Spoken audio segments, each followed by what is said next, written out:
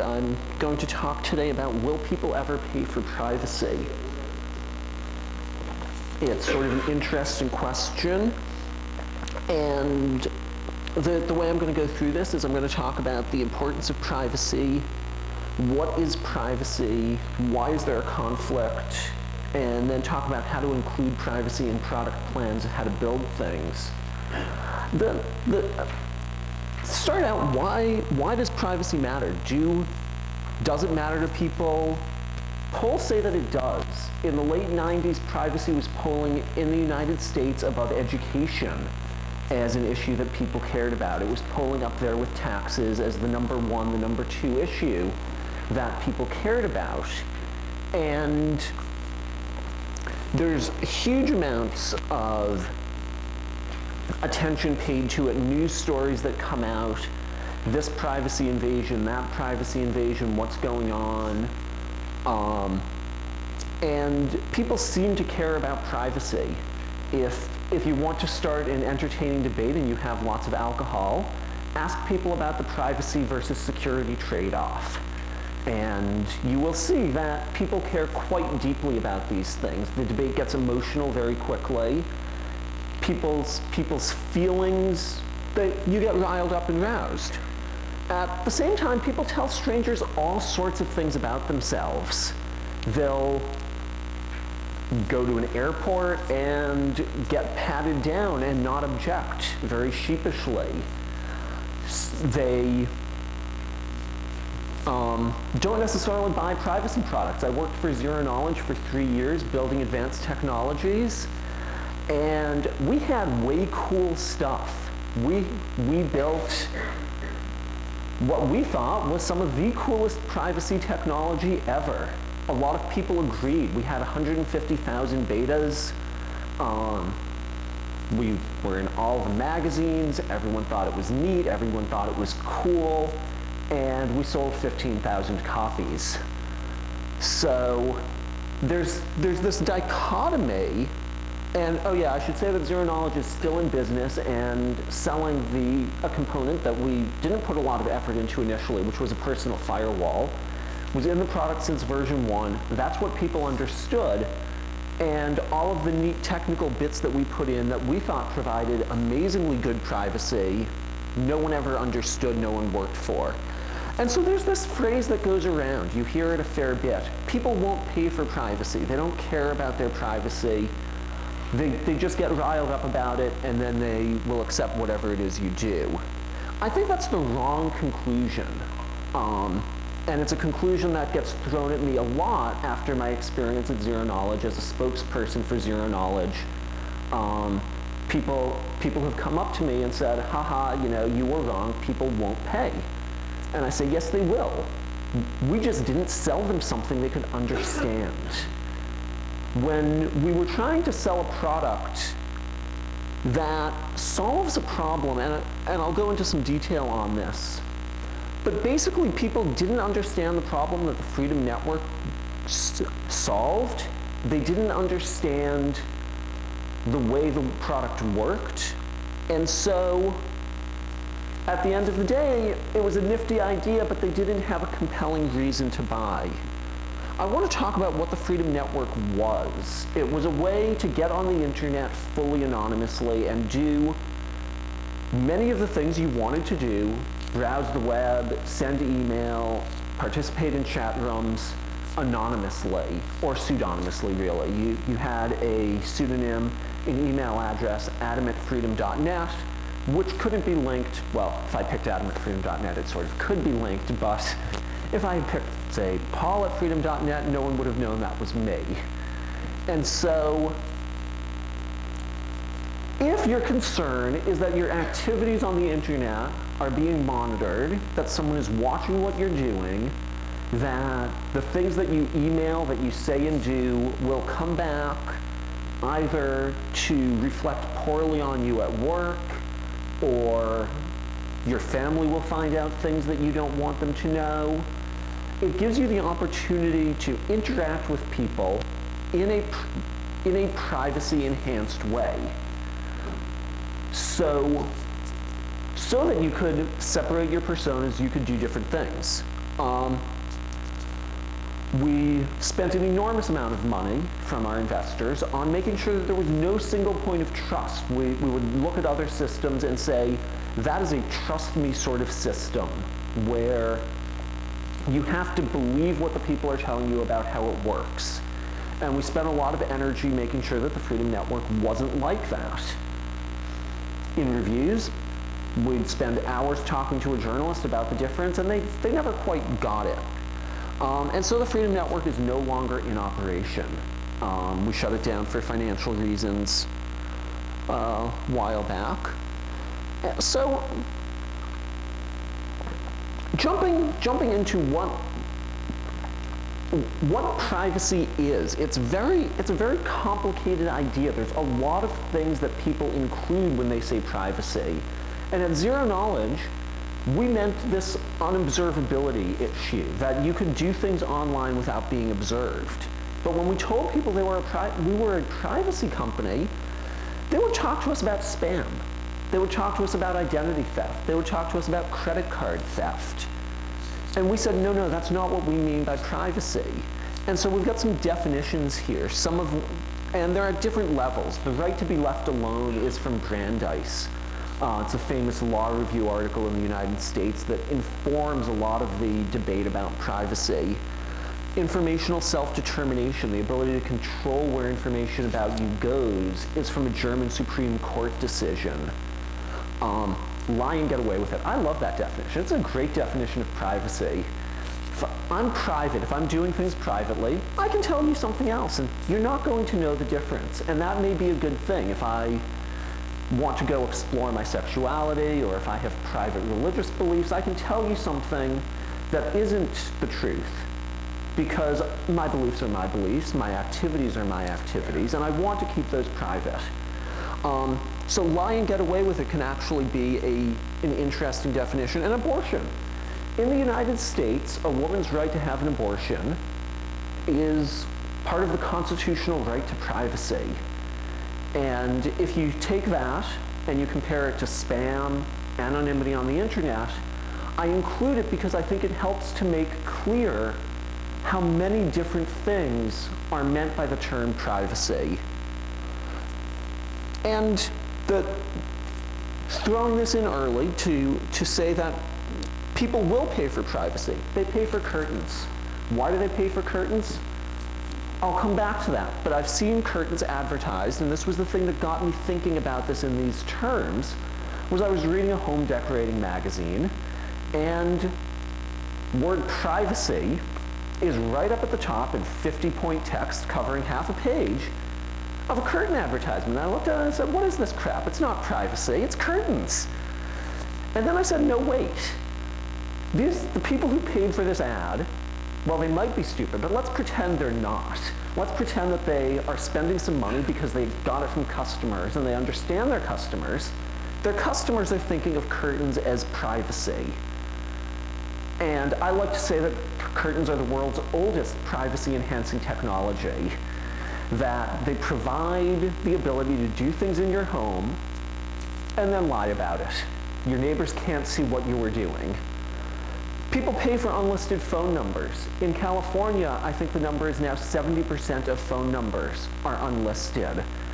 And people pay several dollars a month to control the distribution of their information.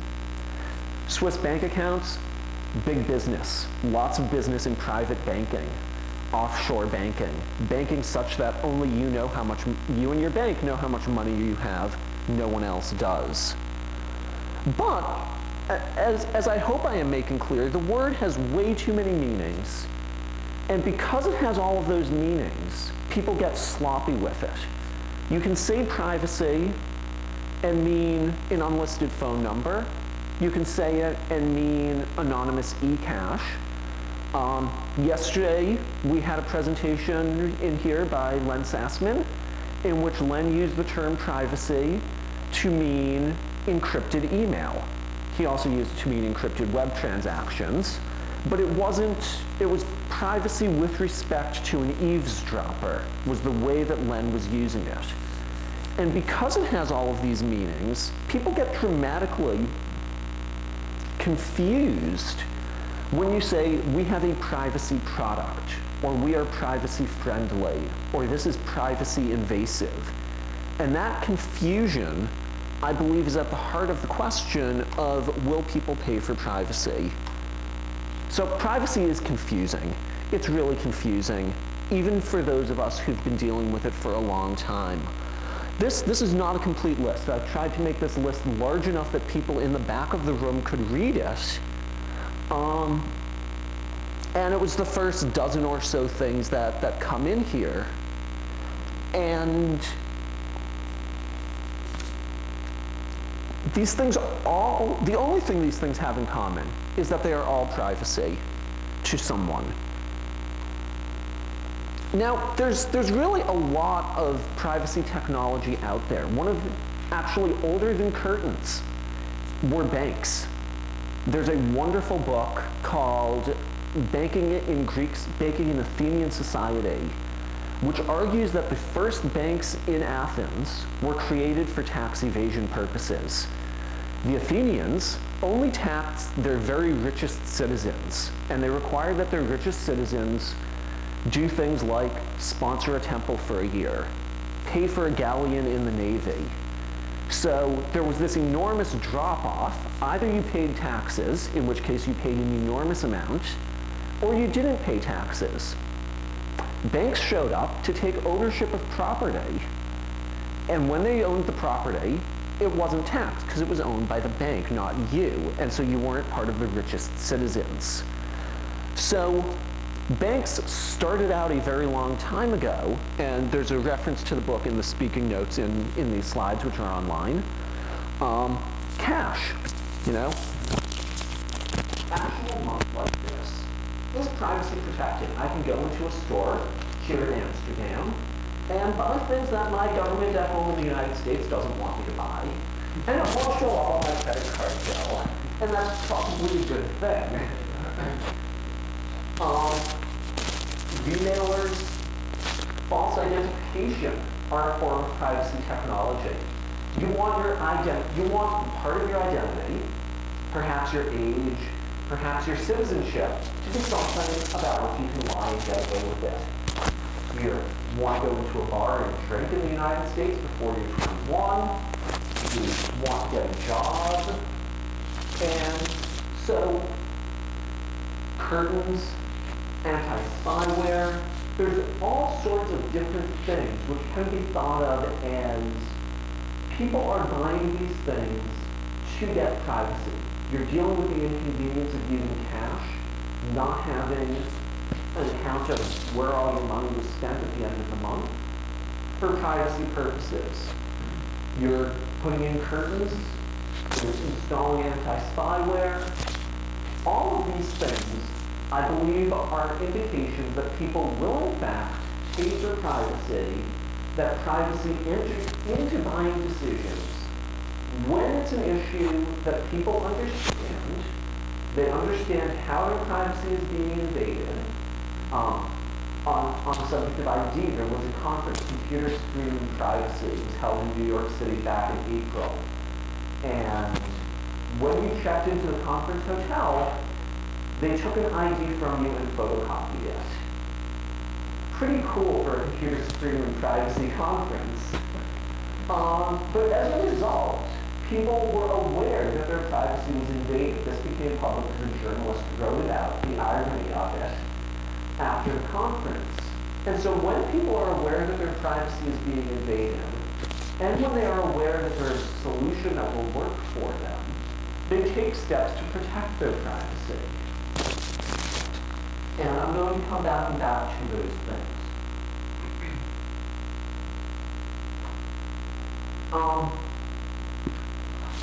So a little sort of, I'm going to go off on tangents here because I think they're useful tangents. And the issue of complexity is an important one. One of the things that you'll hear over and over again at this conference is look at this big Baroque system. Look at this system that somebody spent millions of dollars engineering. And if we send it this packet right here, it falls apart and we get control of the system. And that happens in complex systems of all types. that it becomes difficult to engineer the system to do all the things you want it to do because you start getting these strange interactions. And privacy technologies, cryptographic privacy technologies, things like anonymous remailers, mixed networks, digital hash, very cool stuff that the cypherpunks played with, that cryptographers have been inventing, is very complex. I spent a good chunk of my 3 years at Externality building these things. We had many of the inventors of the technology were part of our staff, and we still had trouble building a product that worked. Let's not go yet to products that were easy to use, that solved real problems that people understood. Just getting them to function can be challenging. And so oftentimes people will ask, maybe we can have some laws. In the European Union, in Canada, in Japan, there are data protection laws. And with that, will these laws help? And all of these laws, I just realized, excuse me, that my recording microphone fell off, so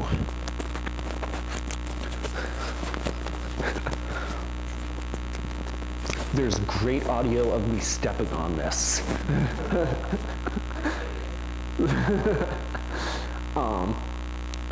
Let me know if that happens again if you'd be. So data protection law actually was another thing that brought me to the issue of the word privacy. Because in the United States, we often refer to European data protection law as privacy law. And in the broad camp, in the broad space of what is privacy, that's correct. But the data protection laws don't go to the core of what many Americans would like privacy to mean, which is the right to be left alone, the informational self-determination. They're based on, you give us this data, we'll keep it safe, and there is a fair way that we can balance the interests of society and the individual.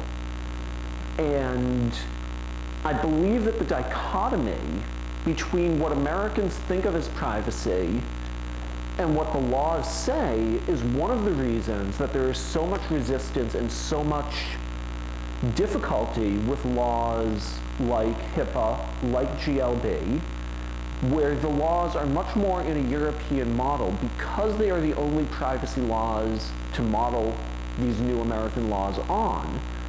And you'll see enormous resistance from American companies over what a privacy law means to the operations of their bank, of their hospital, of Amazon's children's website. And I believe those debates come from the confusion about meanings of privacy and societal interactions with those meanings of privacy. So I want to dig into this conflict. The first conflict really comes from the fact that for a lot of business purposes, a business needs to collect, organize, store, and use data. For example, if Amazon wants to ship you a book, they need two important sets of data, one of which is an address that they can mail things to you at, and the other is credit card information. And if you saw Lance's talk on HoneyNet technologies, those credit card numbers are stolen and traded for $1 a piece. The data isn't well protected, and there are good reasons for that, which I'm going to talk about in a minute. And the other conflict is the complexity and fuzziness of privacy. So, the United States doesn't have any general purpose privacy law which applies to business. You can look at the Fourth Amendment and say there is general purpose privacy law which applies to government. But there isn't a law that applies to business. So business wants to collect all of this data. They'd like your name, address, social security number, and whatever else they can possibly find out. And they're going to use it to maximize your user experience. provide things of value to you. There's all sorts of entertaining euphemisms for sell this data to anyone who will give us a buck that people use when they're collecting it.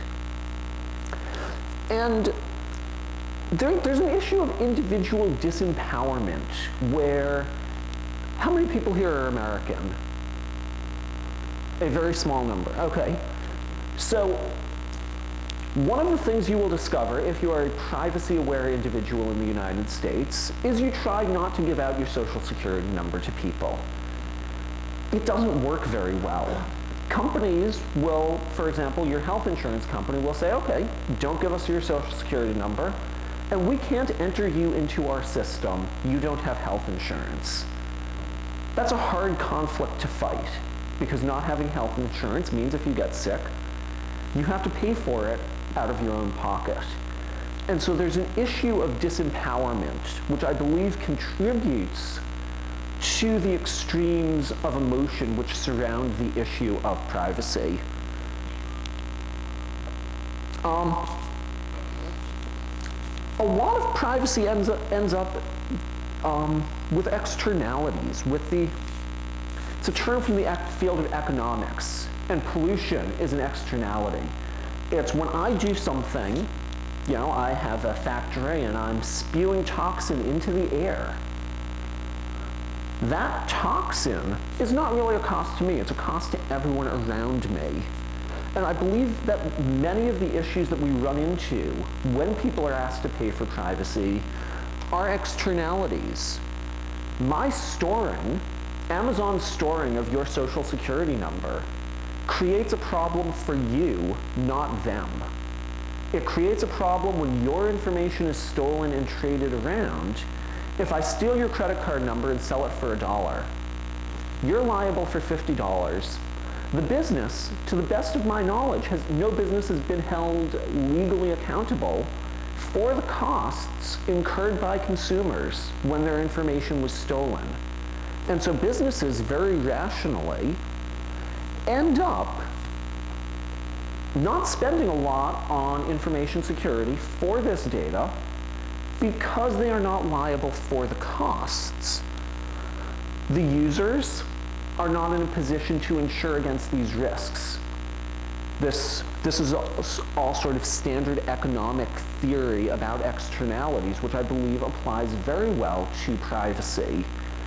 And it generates this difficulty of holding a debate about the issues because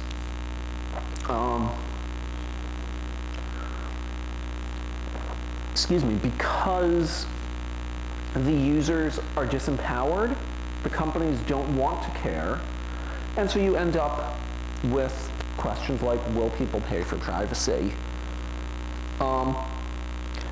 A great example of this is AIDS patient lists. About 4 years ago in Florida, a guy worked for the State Department of Health, set himself up in a little side business, selling access to the AIDS patient list that the state of Florida maintained. And if you had just met someone and wanted to date them, you could call up and find out if they were HIV positive or not. That's an externality. The state of Florida wants to collect the information for very good public health reasons. Individuals want to keep it private, also for very good reasons.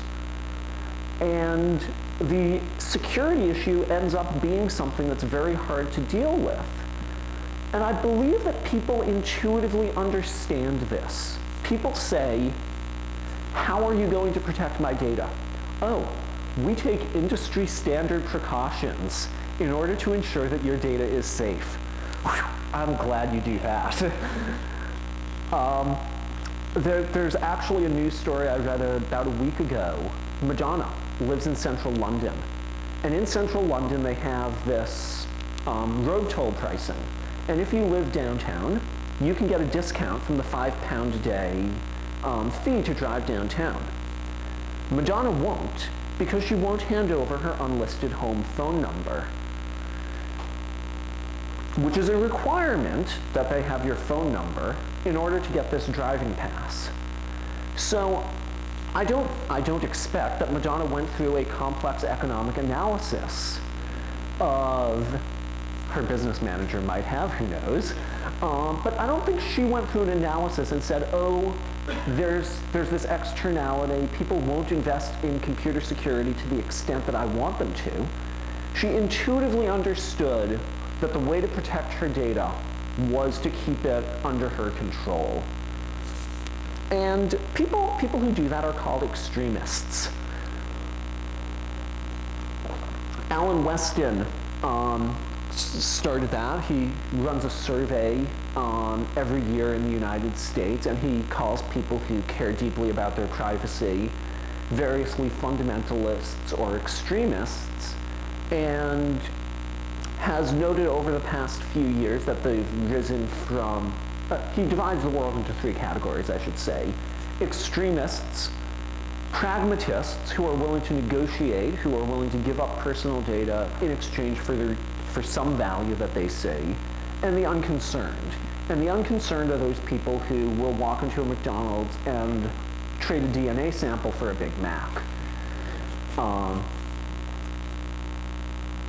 The unconcerned are shrinking.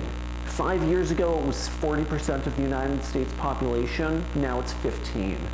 The extremists have grown from about 10% to about 30%, and the middle is, that shift in the middle.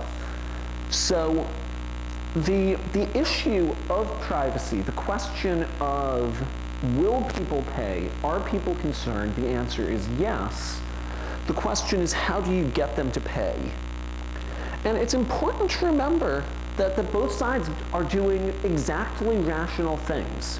When a business says, I need this data from you, sometimes they're making that up. Sometimes they're looking for data to profile you, to engage in demographics, so that they can sell their data for more money.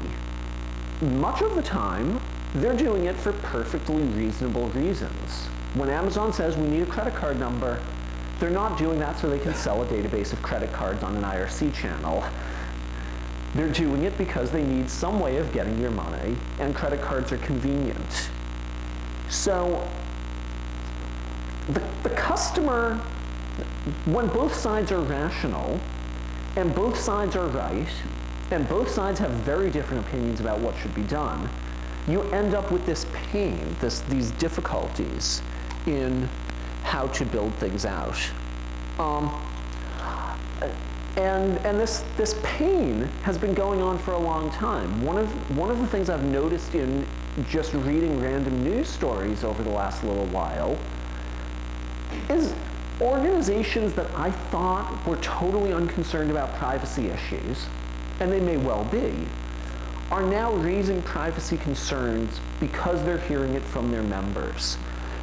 The American Association of Travel Agents has come out against the CAPS 2 system. Do people know what CAPS 2 is? No. CAPS 2 is the second generation computer-aided passenger profiling system, which the United States Department of Homeland Security, in conjunction with Delta Airlines and as yet unnamed credit reporting agencies, background check agencies, and other unnamed commercial sources of personal data, are building so they can build profiles of terrorists and decide based on indications in your credit history, what those are, we don't know, whether or not you are a threat and should be allowed to fly. And the travel agencies have come out and said, this is ridiculous. People don't want to be profiled in this way. We're hearing about it from our corporate customers because they're hearing about it from their employees, that they don't see a value to this. They're worried about their information coming across.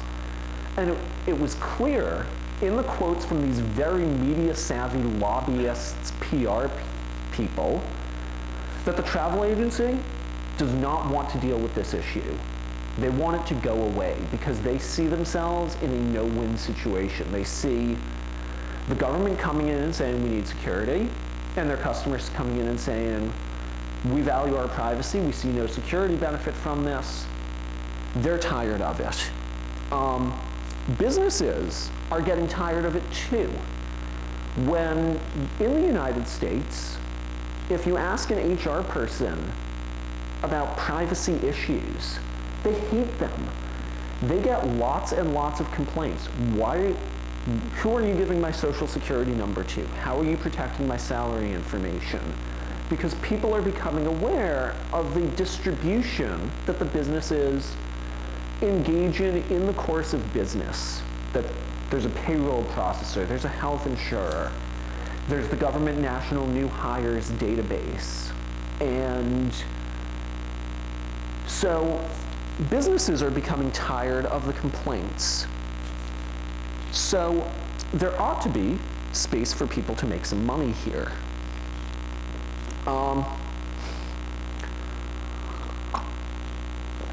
So again, big, fuzzy, complex, painful, ugly. That's one of the reasons that every year at Black Hat we have talks on privacy issues, is because we're having trouble resolving them. And I am hoping, and I will get to this in just a moment, that there are some ways beyond new ways of thinking about privacy, beyond understanding why it is that it's so painful, that there are actually useful steps you can take to reduce the pain and suffering which privacy engenders. So going back to zero knowledge for just a moment, we had this really, really cool Freedom Network anonymous IP stuff. If you ask a cryptographer about us, if you ask someone who understood networking stuff, they'd say, oh yeah, it was really cool, but it wasn't all that usable. And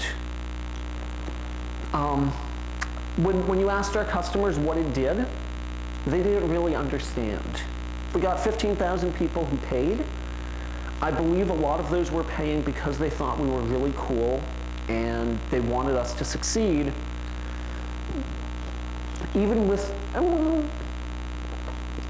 it's not what you're going to do to build a business. Consumers don't know what IP is. They certainly don't understand what anonymous IP is. So I think the wrong lesson to take is the lesson that people come up and nudge me about and say, so people won't pay for privacy, you know, you guys proved that. That is not a good lesson to take from zero knowledge. It's not a good lesson to take from other things you might look at in the market. It's like any other product that you're asking people to pay for. They want something they can understand that meets a problem that they know they've got.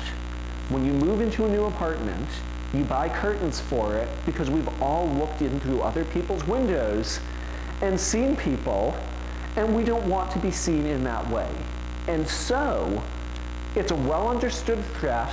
It's a solution. Who here does not understand how curtains work? Anyone? Good, good.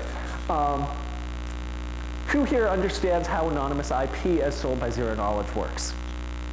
Weirdo. Oh, I should raise my hand too. And so I think I keep repeating this because I think it is a very important point, which is very easy to miss, that people pay for stuff that they understand, even when they're emotional. So, yeah, matching up of threats and defenses. This is sort of Security 101, where you have to understand what the problems you're trying to defend against are. If you're building a wireless LAN and you put in encryption and no authentication, then anyone may be able to jump on the network in an encrypted fashion. If all you're worried about is people are listening to the network and reading your traffic, then that may be a perfectly valid solution. If you're worried that people will log in and browse over to your file servers and take files off of them, then it's a less valid solution. So you need to focus on your threats. And the threats that you have to worry about have to be both the actual threats that we as experts can understand and the threats that your consumers, that your customers are worried about, regardless of whether or not those threats are deeply meaningful. and I will come back to this point and talk about it more. When you collect and store data, that's a threat to customers. Consumers understand. They see every week credit card numbers being stolen, and you shouldn't take it personally that people are worried about this. It's just the rational way to respond to what you see happening on an ongoing basis. So I'm going to talk about the threat of identity theft. How big a problem is identity theft in Europe at this point? Is it happening on the sort of scale that it's happening in the United States? And I think it's growing. You think it's growing? Okay. Identity theft now outranks fraud as a complaint to the United States government consumer protection hotlines. There are more problems with identity theft than fraudulent items being sold on eBay, which is the #2 problem, eBay. And there are two types of identity theft. Yeah, okay. One of which is account takeover, where I get your credit card number, I send in a change of address form, and I'm now getting your credit card bill. I call up, I say, hey, this is Paul, I lost my wallet, I need a new credit card, and they send a new credit card to the new address. I now have a valid real credit card, which I can then go and spend money on. I can sign it myself so the signature looks right. The second form of ID theft is application fraud, where I learn something about Bram, I get his birthday, I make up a social security number, but I have enough information that's close enough to write that they give me a credit card in his name with a new address. They're two very different forms of ID theft. They both happen. Application fraud is the one that causes people larger financial difficulties. The latest twist in application fraud is mortgage application fraud, where instead of just getting a credit card with a limit of maybe $10,000 or $20,000, you get ID in someone else's name, and then you apply for a second mortgage on their house. And you take that second mortgage, you turn it into a line of credit, you drain the line of credit, and you've just stolen the value of someone's house, which is often in the hundreds of thousands of dollars, and this is a growing problem. It's much more difficult to deal with than account takeover problems. The ID theft problem, right, the second half of this slide, is ID theft has grown to the point where there are now several different major insurance companies who include identity theft coverage in their various insurance policies. The problem has grown to the dimensions where that is a sensible business thing to do. And you can statistically analyze how much that will cost you, which is important to the insurance companies so that they can make a profit selling this stuff. Now, because ID theft has become an issue, and it's not discussed in terms of account takeover and application fraud, it's identity theft. Visa has come out with a new rule that you will no longer be able to print the full account number on a credit card slip. You can only print the first 4 and the last 4 digits or something like that. Well, that's sort of useful if you're worried about account takeover threats. That's not nearly so large a problem as application fraud, but account takeover is something that is a threat which consumers understand. They've been gathering the carbons from the credit cards for a long time. And so, even though this isn't dealing with the economically important threat, it deals with a very real it deals with a threat that people perceive, they understand, and that the action of the credit card companies that Visa has taken to deal with it is visible. The consumer can see that Visa is doing something to deal with this problem. And whether that's a good or a bad thing, It's only bad, it's only worrisome because it doesn't address the issues of credit card number storage in these databases which script kiddies break into, take over, and resell. But it is an economically driven privacy decision. People will pay for privacy. The companies are investing money in a privacy technology that the consumer can see because they see that as valuable. One of the things that I hope to do in this talk, that I hope to give you, is as you go back to your jobs and you may have to argue about privacy issues, you may have to make decisions about products, is by giving you some of this background about what's happening, by explaining Visa is spending money on privacy issues, you may be more able to use that in arguing that privacy issues are sufficiently important that they should receive your company's attention as well. And so that's one of the reasons I delve into these. So the whole account takeover problem could be solved by digital cash. Digital cash is way cool stuff.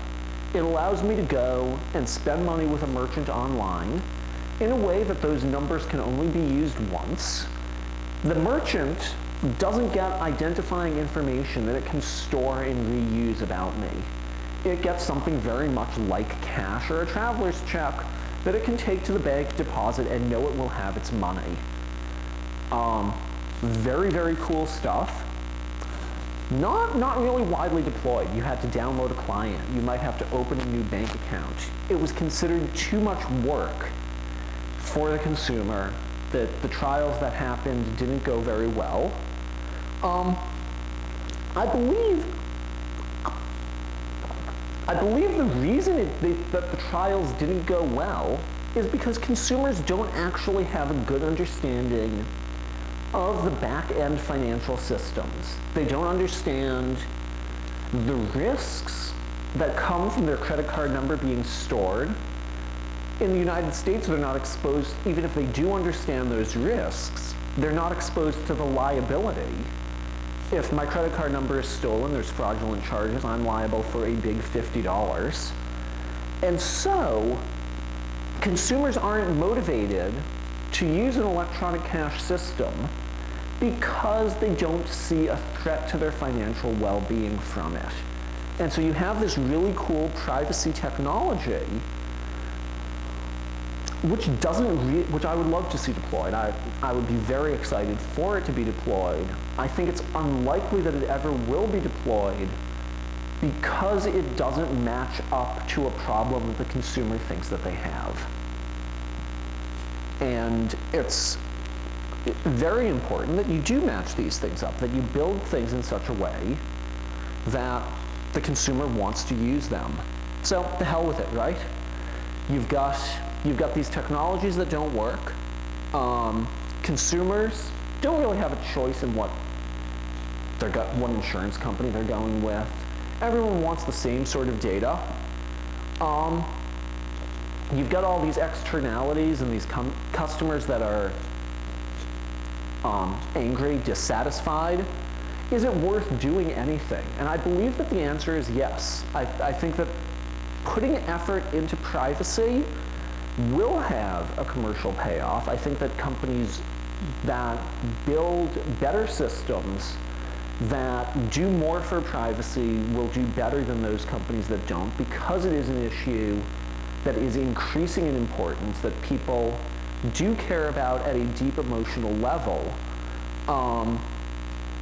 If you build your system in such a way that the consumer can see what the privacy implication or difference versus your competitors is, you need to not just build privacy at the back end, and it has to be more than a seal. You need to visibly collect less information, explain why you're collecting it. And I believe that that effort will have a payoff. On the flip side, I think that being lazy about privacy will create problems. And I'll have a few examples for that. But TRW credit. had to change their name because they were so hated. They're now Experian. And they made that change in large part because they had such a bad reputation that they figured a name change would help them, going through all of that effort to rebrand themselves as someone a little less hated. And also, you may be in a regulated industry. Since everyone here is in Europe, you're all covered by the European Data Protection Directive, by national laws regarding what you can and can't do. And oftentimes you'll find that the less information you collect and store, the less those regulations have an effect on your business. If you're not storing data, you are not required to have all sorts of expensive compliance efforts going on. I'm not a lawyer. Talk to your lawyers and your regulators before you believe me about not being required to do certain things. So now I'd like to jump into actually talking about product plans a little bit. How do you actually take what I've told you and say, okay, I understand that privacy is the wrong word to use. I understand that people care about it. I think that we can do something. How do you do so? One way is a privacy impact assessment. And this is a new methodology. It's now required by law for United States government organizations, for Canadian government organizations. I don't know of it being required anywhere in Europe yet. And these slides will be online. You don't need to copy down the URLs. And basically, the methodology says, think about what you are doing. It comes from the environmental movement, where there are environmental impact statements which you make. When you're building a new power plant, you look at what effects that's going to have in a structured way so that information will flow out of it. The first question you ask in doing a privacy impact assessment is, what data do we have? What are we actually collecting? And why are we collecting it? Are you collecting data that you don't actually need for future use in case we need it? Or are you collecting data that you need in a broader sense than you're collecting? You need some broad demographic information, but you're collecting people's ages down to a birth date. Why are you getting the birth date instead of a year? You need to know that people are in a certain age range. You run into this a lot in, say, an athletic organization. You need to know that the people are over 18, and that's all. You don't need to collect a day of birth. You just need to collect the year in almost all cases. And so it's possible to collect less information. And when you're collecting less information, someone's birthday, if I know Bram's birthday and mother's maiden name, I own them. And if I don't need to collect that information, if I never collect it and I never store it, I'm creating less risk for my customers. I am not putting Brian at risk by knowing when the year he was born. So the privacy impact assessment, you go through and you ask yourselves the questions of, what am I collecting? What am I storing? And then more generally, what am I doing with that data? Where does that data go? Are you selling to your partners?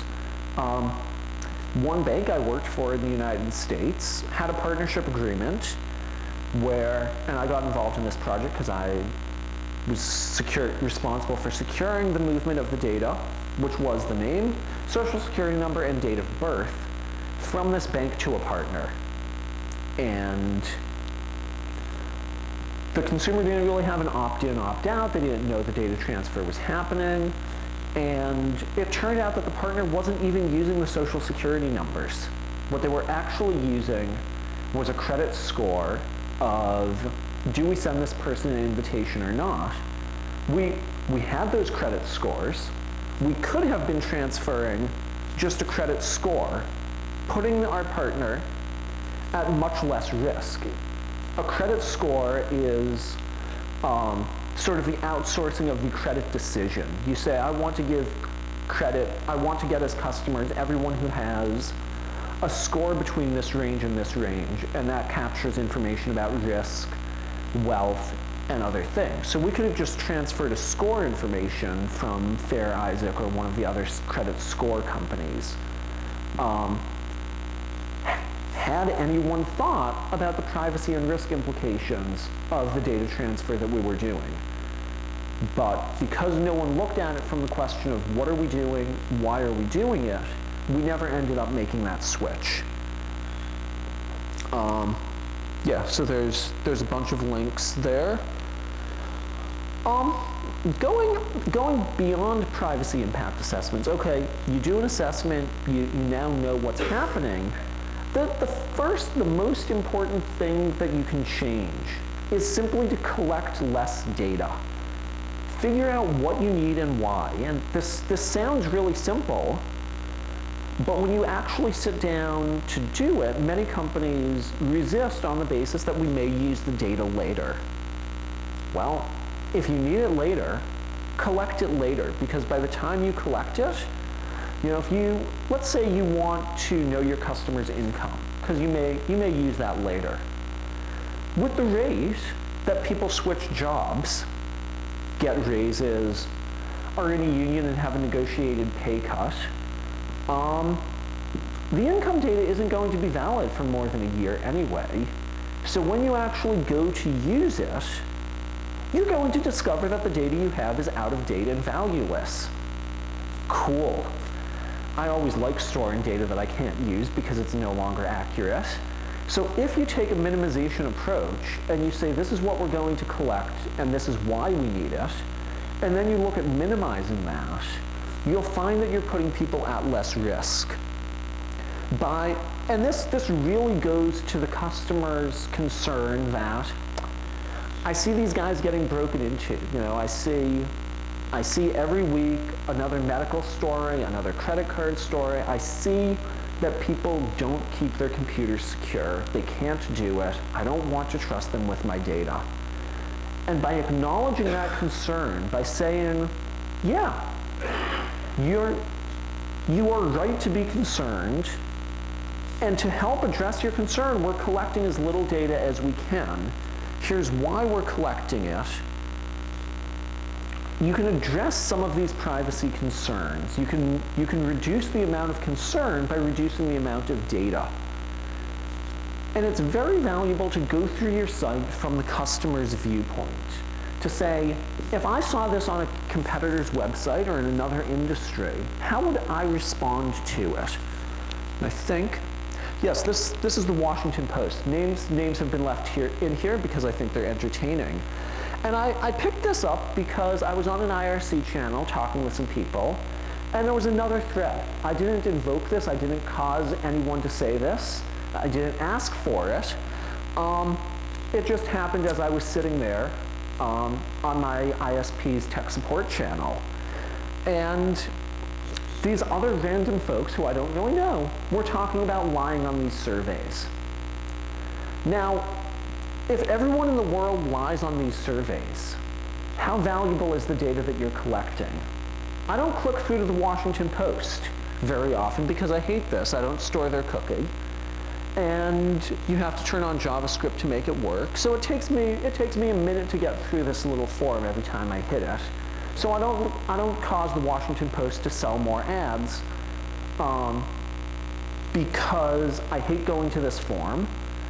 And so I don't visit their site very often. It's only when they have a really interesting story that I will ever see this.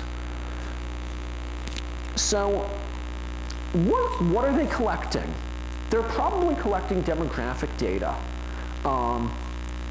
You collect people's zip codes because in the United States, a zip code tells you an awful lot about demographics. It tells you people's age range. It probably tells you a lot about their race. It tells you a lot about their income. And so you can sell your ads for more money because you know something about the user. Except the price of ads keeps falling. People are not willing to pay for these targeted ads because they found that targeted ads work barely any better than the untargeted ads, which cost a lot less. And so the Washington Post collects this data, which they know to be bad, which doesn't really increase their sales, and it's my belief that this is a poor business practice, that if they looked at this from their customer's perspective, they would give up on it rather than popping up the form when you arrive, because it's not doing them much good, and it may be doing them some harm. Now, this next one. The state of Georgia has just passed a new law about identity theft. And if you want to complain about identity theft, I don't know if you can read this from the back, it collects a lot of data from you. It collects your name and address, and then it collects your social security number, and then it collects your date of birth. It doesn't ask for your mother's maiden name. But my favorite part of this site, the thing that I think makes this site just a joy to behold, is the certificate is not a state of Georgia certificate. When you visit this site, you are going to idt.nw3c.org. Is that an elite hacker site or the state of Georgia? You be the judge. So I do want to say that unlike the Washington Post, I think the state of Georgia does deserve some congratulations for trying to do something about the identity theft problem. It is a problem. They are trying to address it. It's even probable that they need that information in the file to help manage the problem. They need to have a social security number and date of birth for record matching purposes when they're going out and trying to help the consumer deal with the issue. However, I do think they could be a little more sensitive. These people who are coming to the site have just very recently been sensitized to issues of identity theft. That's why they're there.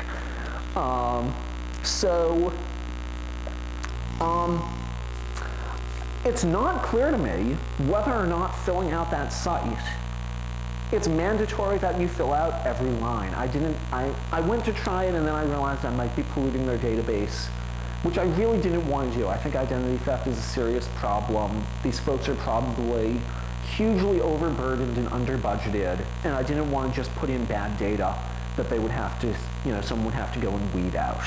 So I didn't go to check to see whether or not you could enter in half the form. It's possible that you could. It's also possible that there's commentary in the 3-page privacy statement, which they have, which was written by lawyers for lawyers. And as someone who has read an awful lot of privacy policies, I couldn't understand what was mandatory, what wasn't, and what was happening with the data in the 10 minutes I spent trying to figure it out.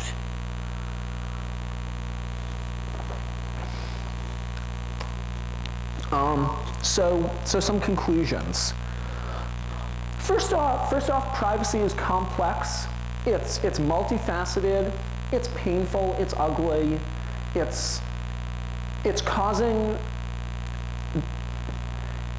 the complexity, the misuse of the word are causing problems that don't have to be there.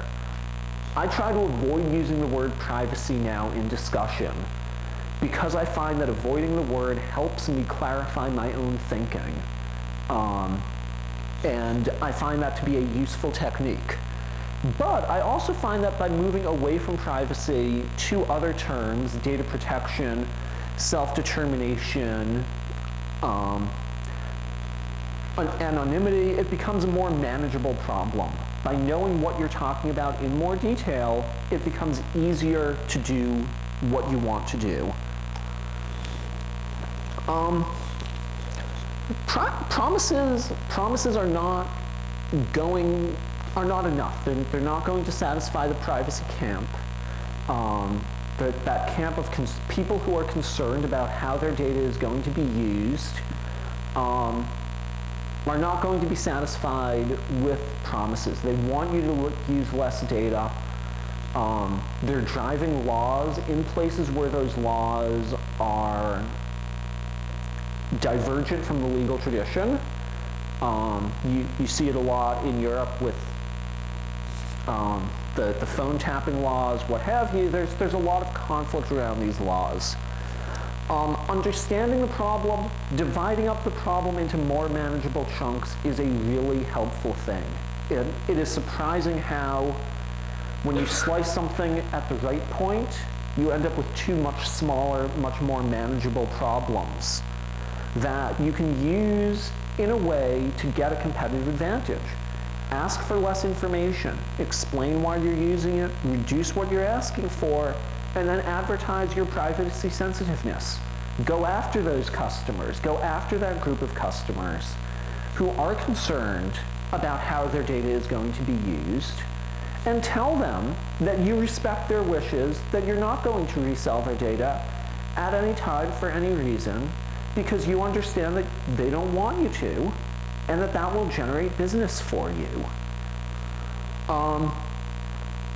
So I hope, I expect that I've given you a tool set to understand privacy, to understand what people will pay for, what they won't pay for, and how to make good use of that for improving products. So, are there questions? Well, probably more a comment than a question. But what I see, at least here in the Netherlands, is that people are more or less forced by various discount groups to actually give up their privacy. So the company is actually forcing the users. Well, what do you mean by force? Is this like a supermarket card? Supermarket giving a 10% discount, and the real ones give you like a 40% discount. It just becomes hardly impossible to not take on the discount. And actually, then the incomes or welfare or salaries are more or less basing themselves on those discounts again. So it's hard to avoid being forced to give out your information. But you said some of those are between 10 and 40%, right? The supermarket is 10, the railroad is 40. The what's 40? 40%. No. Yeah. Railway. On train tickets. Oh, okay. Well, I think that's actually a fascinating number, and yes, people are being pressured to give out this information. But I think an interesting thing to take from that 40% number is that businesses don't like giving 40% discounts.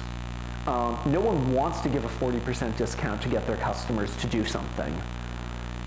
Why is it 40%? It may well be that it's 40% because at 20% they weren't getting enough signups. When they did their marketing analysis, they discovered that if you're not giving people close to half off their product, they'll actually pay the difference. With supermarket cards, I know this because you and I discussed it, people are allowed to give false information. When people are allowed to lie and get away with it, the discount is smaller. And I think that what you can take from this is that people are willing to pay a fair amount for their privacy. And I would be fascinated to see, and I don't know if it would be legal to try this experiment, if offering people a 25% discount on their groceries with an ID card or 10% without it, which one would they select? And I think that would be a fascinating experiment because I believe you would get a lot of people who would show up and say, I'd prefer to lie. I want the 10% discount with no ID card. And I believe that is and I see some people nodding around the audience, I believe that is a clear indication that yes, people will in fact pay for privacy, and they are economically rational about how they do it. Now, over time, I expect that the discount that you need for a grocery card will increase as stories of abuse start to come out. In the United States, we've had cases already where people's purchase histories with their discount grocery cards have come up in lawsuits. There was a man in Texas who slipped in the grocery store, went to sue the grocery store, and they said, if you sue us, we will bring up the fact that you're an alcoholic buying 2 bottles of gin every week, and the lawsuit was dropped.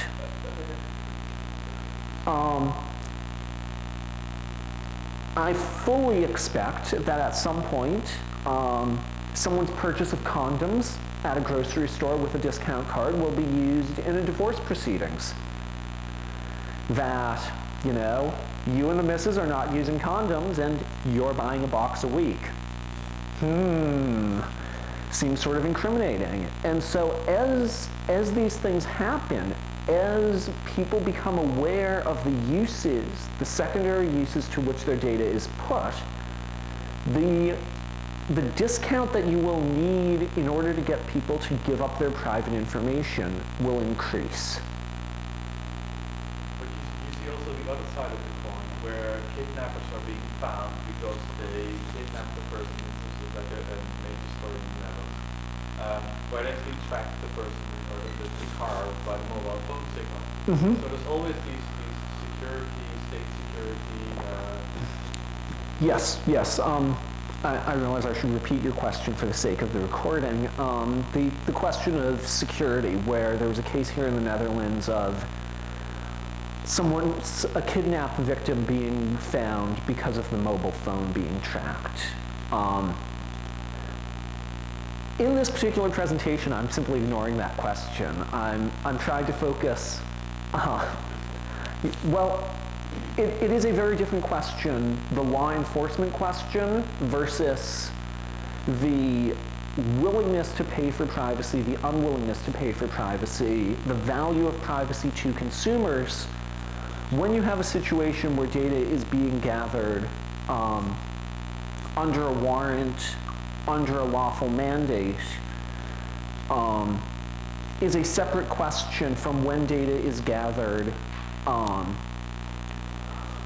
without that mandate. You know, I want to read the newspaper online. Today I can go out on the street, I can buy a newspaper with cash. My purchase of the newspaper is fully anonymous. My choice of what articles to read is fully anonymous. Whereas with the online newspaper, if I've given up any information about myself, it may well be that they are tracking which stories I read and building a profile about which stories I read. I'd prefer they not be able to do that. And so I do things like turn off cookies in my browser. Each time I shut down the browser, I get a whole new set of cookies. And that's my choice, and I think that my choice is a valid one and a good one. The issue of laws is sort of separate from this talk. Yeah. How do you feel, for example, with Amazon, where, for example, Amazon keeps purchase histories and they say things like, we have recommendations for you, or customers who also bought this, also bought. Because whilst I really don't like the privacy issues there, also I don't like the fact that they're recording this information, occasionally I have found books that I never would have found otherwise, that are just very interesting to me. Sure. So the question of Amazon and their purchase recommendations. A friend of mine has this great Amazon screenshot on his website. He was shopping for a large TV. And it says, people who bought 42-inch plasma television sets also bought Hot Anal Action 7.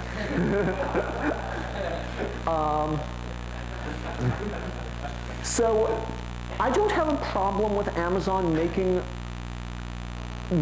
that data available, using that data.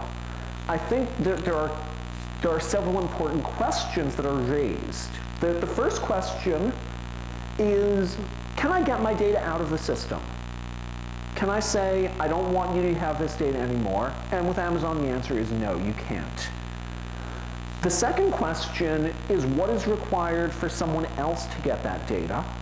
And the answer there is it's probably pretty easy. I can just file a lawsuit, subpoena your book purchasing history, and know everything you've read. My own personal response to that is I only buy computer security and privacy books from Amazon.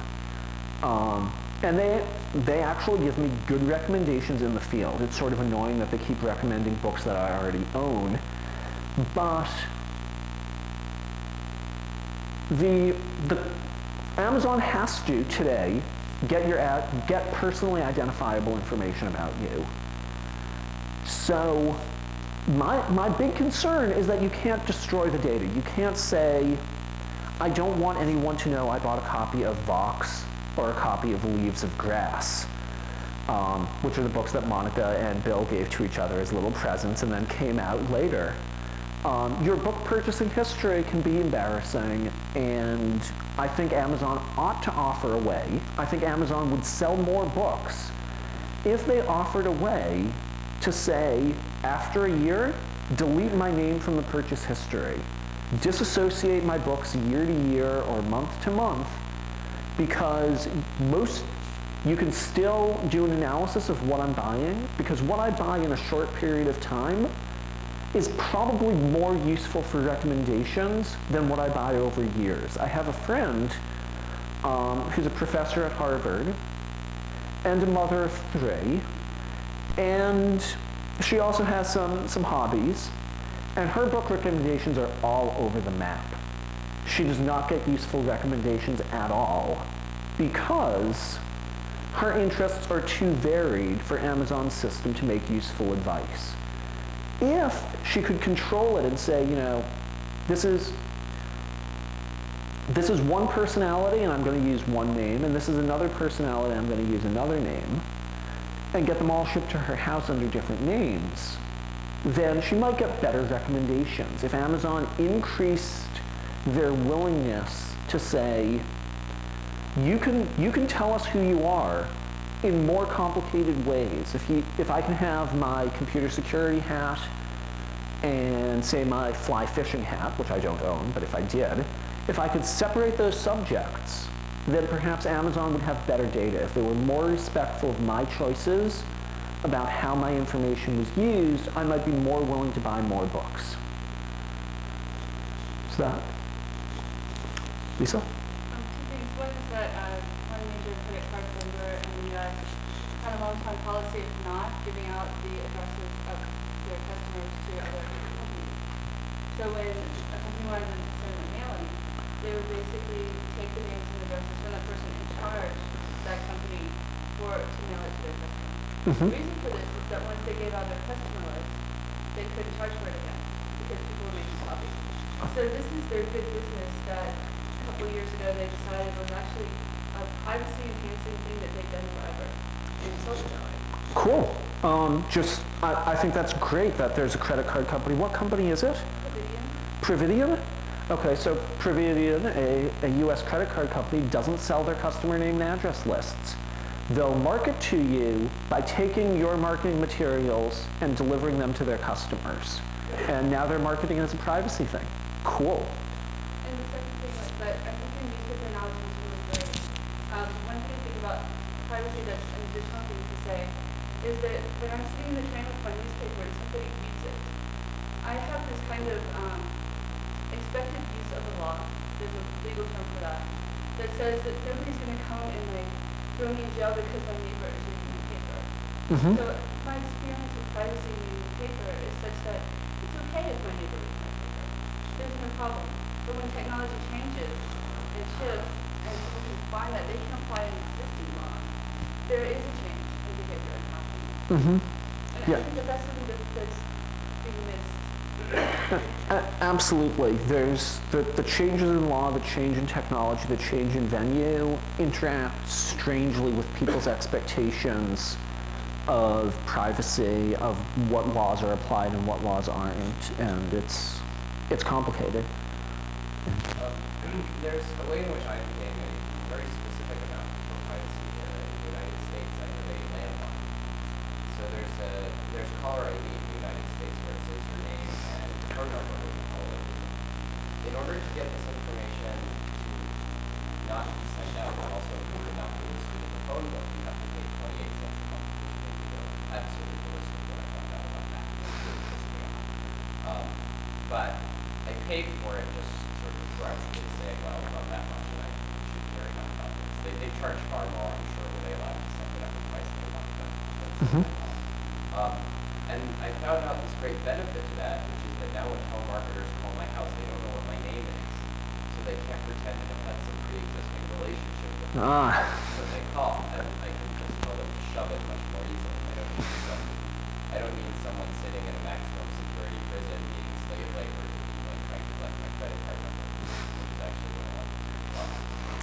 Yeah. But related to that, there's this not terribly well publicized feature of cell phones that people seems to be the case, that they will keep commercial callers from calling you on your cell phone. I don't know if it's illegal for people to commercially call people's cell phones because it typically costs more, or if this is just a service that's provided. But I found that if I give my cell phone number to companies when making purchases and stuff, then I do not get later on commercial calls on my cell phone. I still get the call saying, hey, did you get it, or something like that. Just about any legitimate need to call me, they'll still call me. And I get that benefit, which I do want. There's a problem, I do want them to call me. But I don't then get the commercial aspects of that. And if voice over IP becomes very widespread, I'll actually be a little reticent to give up my cell phone just because I really don't want spammers to be calling me on my voice over IP line to try and sell me stuff that way. There's two fascinating things in what you said. The first is that you went ballistic over 28 cents. And I'm not saying that to be critical. I'm saying that because I think it's a beautiful example of people's expectations of privacy colliding. I don't think it's the 28 cents. I think it's the fact that you were asked to pay in order to keep information about you private that upset you. Well, also just, it's the default behavior, right? It actually requires them to actively do something to put my name in a phone book. Ringing costs and such. They're charging me basically extortion money to make that not happen. Yes, default behavior. Default behaviors are a whole nother thing, which I didn't talk about, but are a great way to separate your company from the competition. By defaulting to a more or less privacy-sensitive stance, you can generate business from people like Bram who get upset at the idea of paying 28 cents.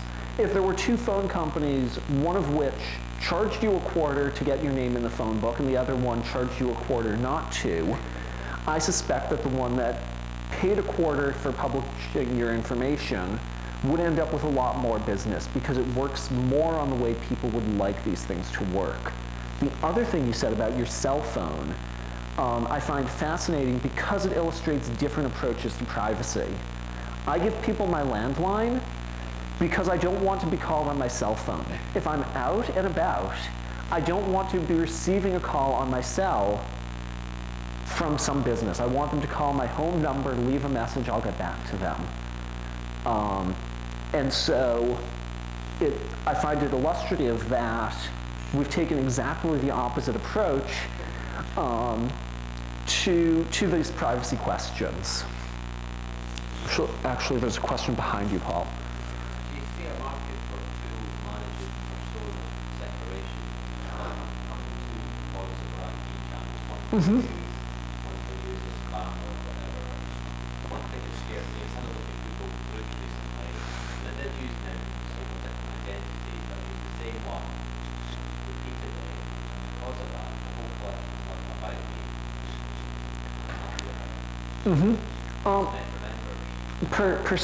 Persona management tools and the persistence of memory. I think persona management tools are going to have a hard time, not because they're not useful, but because I think that the set of people who think about persona management, who think about using pseudonyms, is still relatively small, and it's still, people don't necessarily understand segmenting their lives in a technological way. They understand, for example, this is my work, this is when I'm a parent, they have different associates in those different spaces, but the idea of a technological tool to help them with that, I think would be a challenging sell, because it's going to be difficult to communicate about the threats that you face and how to deal with those threats.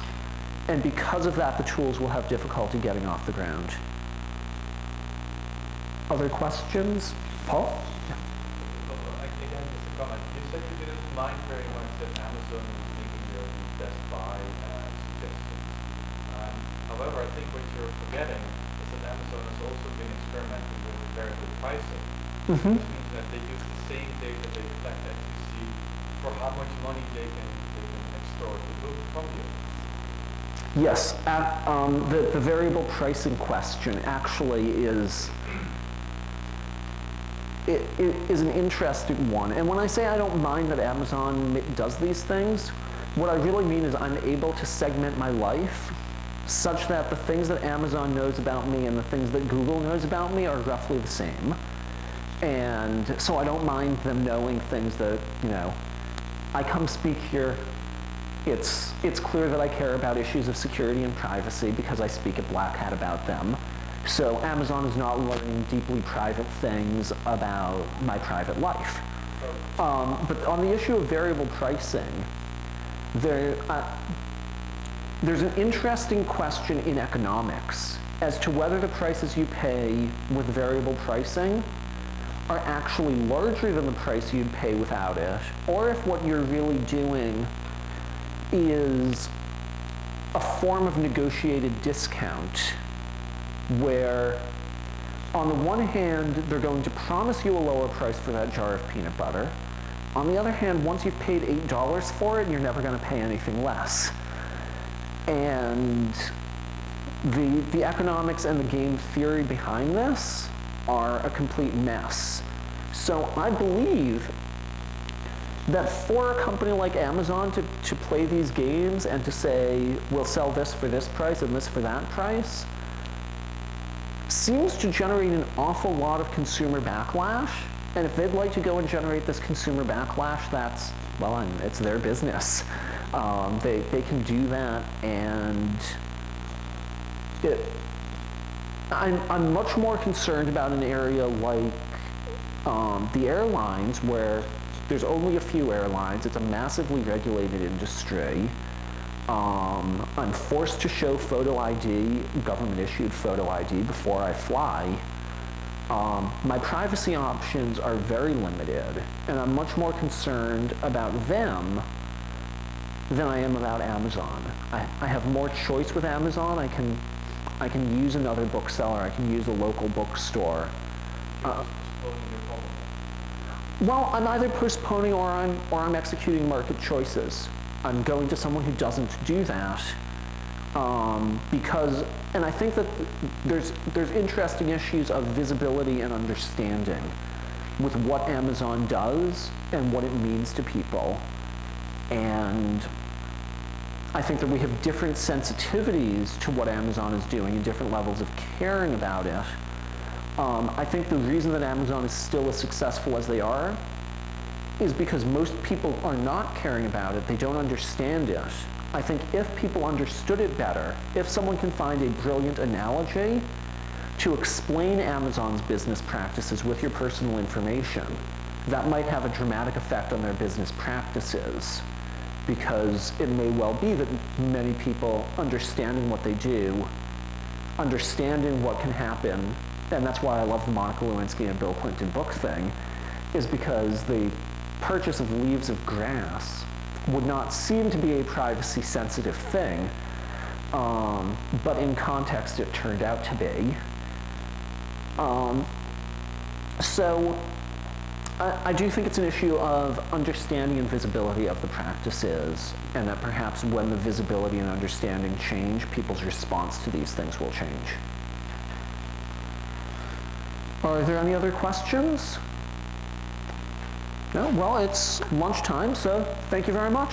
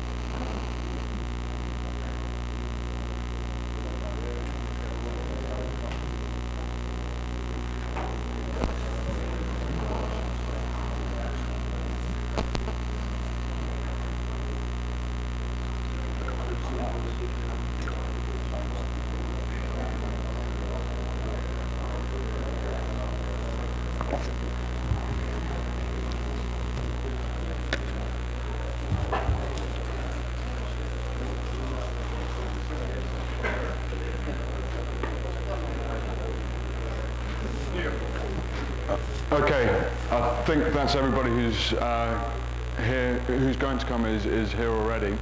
I'd like to thank you all for coming indeed. A quick explanation of what was on the Black Hat website. The speech was entitled 0 Day. That was not my choosing. I think that must have either been Jeff or Ping. They probably called it 0 Day simply because I wrote it on the 0th day. I finished it last night. The reasons behind this is because I have to, when dealing with 0 day information, you have to give the vendor, you have to see what you can talk about, because you've got like 5 different things, but if things aren't going to be ready to be patched, then you can't really talk about those because, you know, you're putting people at risk. So today, the topic I've chosen is attacking and defending Oracle. The talk is going to be split into 2. Part 1 will be the attacks, and part 2 the defenses against those attacks. Now, before any successful attack can occur against an Oracle system, we need to gather some useful information. This will be done through the listener. We'll also be covering, you know, doing various things with the listener, and a new technique of user enumeration. It's a very low risk issue, but something which hasn't been pointed out yet, and you know, we'll see that in operation. And then going on, once we've gathered all the information, then going on to gain control in various different methods and manners. We'll be inserting commands into script files as if they were trace and log files.